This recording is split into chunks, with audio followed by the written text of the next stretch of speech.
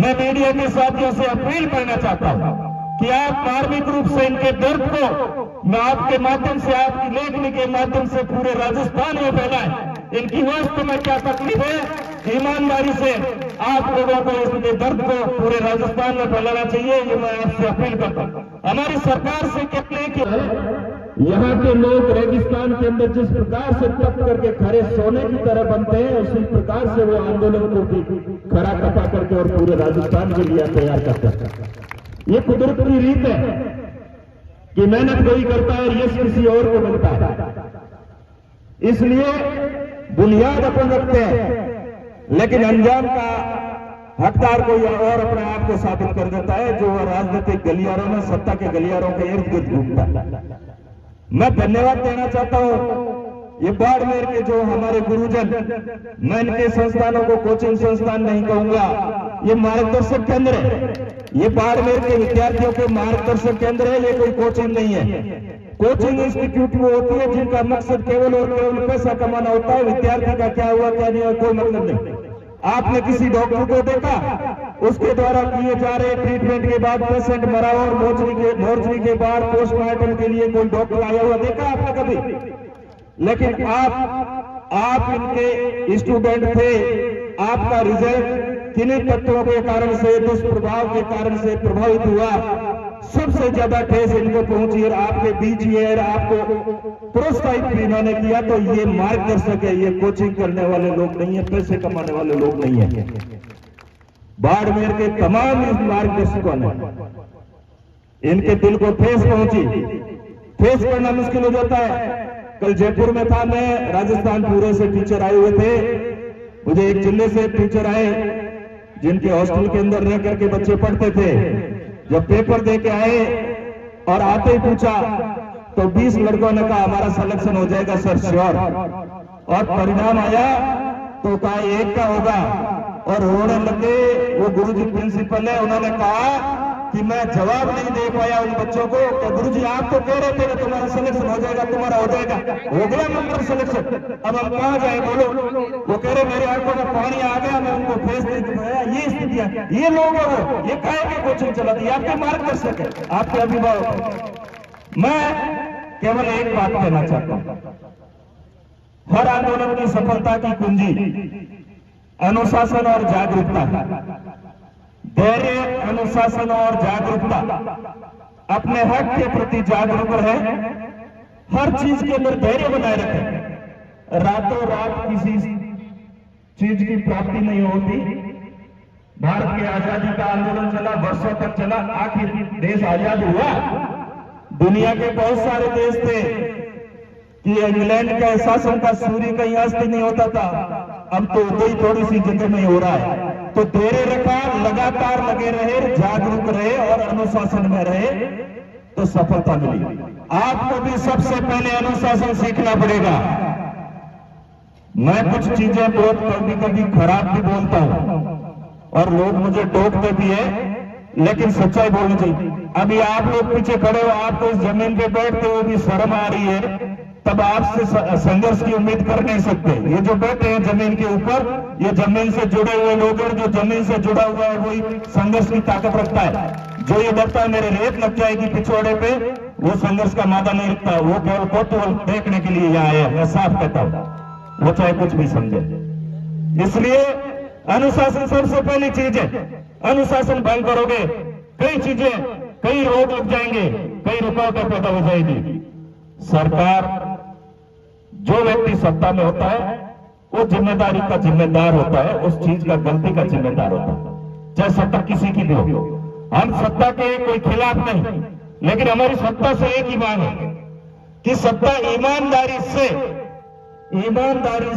अपने प्रदेश की गरीब, शोषित, पीड़ित जनता के इन नौनिहाल बच्चों के साथ हो रहे अन्याय के लिए ईमानदारी से न्याय की कोशिश करे।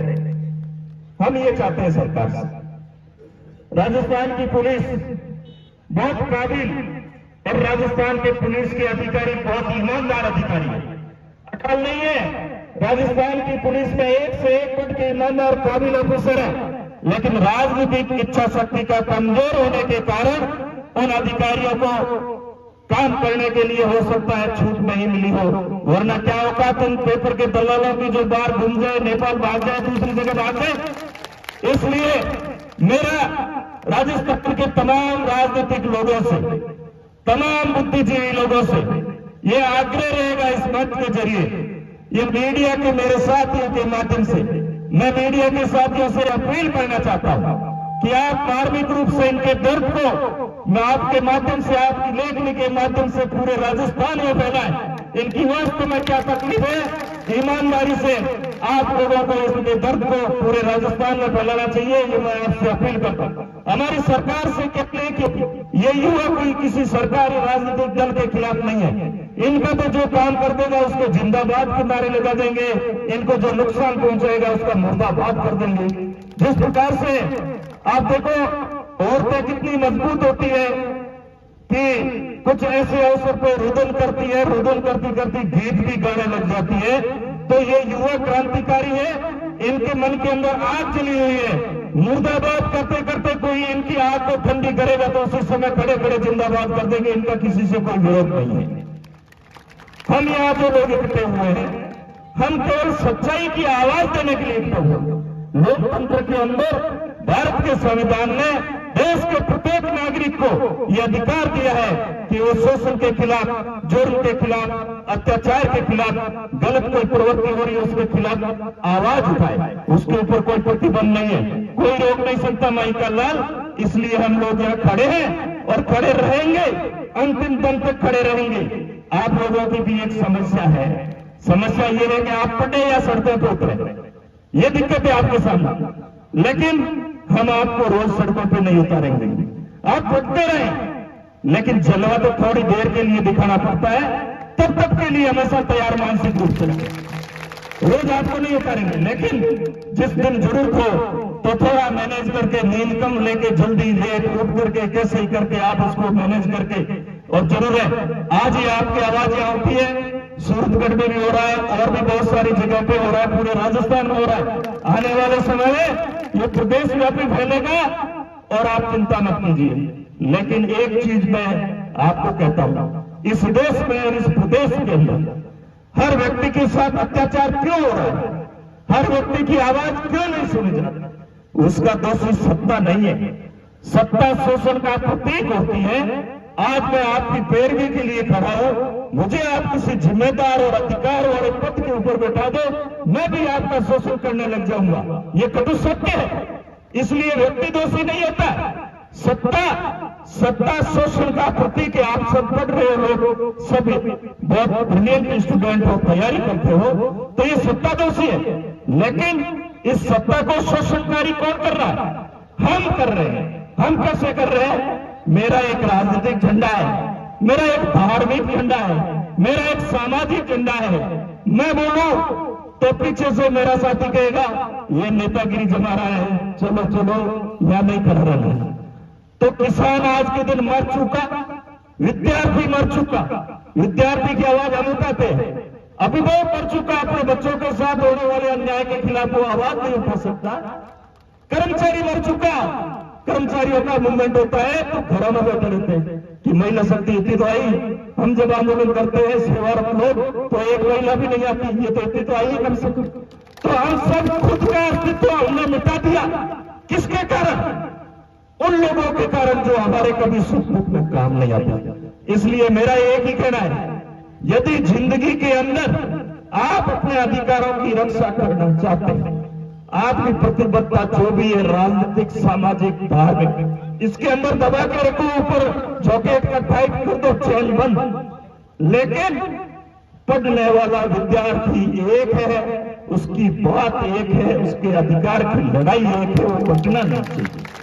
आप बेरोजगार हो, आप किसी के झंडे को परवाह मत करो। अब ये सुबह सुबह 9 बजे 20-30 लोग आए, किसी राजनेता की रैली होती ना, तो सुबह सुबह कोई 3-4 लोग टांगे तोड़ा चुके होते ना, चारों की भीड़ वहां हो जाती। क्या मिलता है वहां? कुछ नहीं मिलता है। इस कमजोरी को दूर करो और खुद के लिए जीना सीखो, खुद के लिए लड़ना सीखो। हम सब लोग हर समय तन मन और धन से आपके साथ रहेंगे।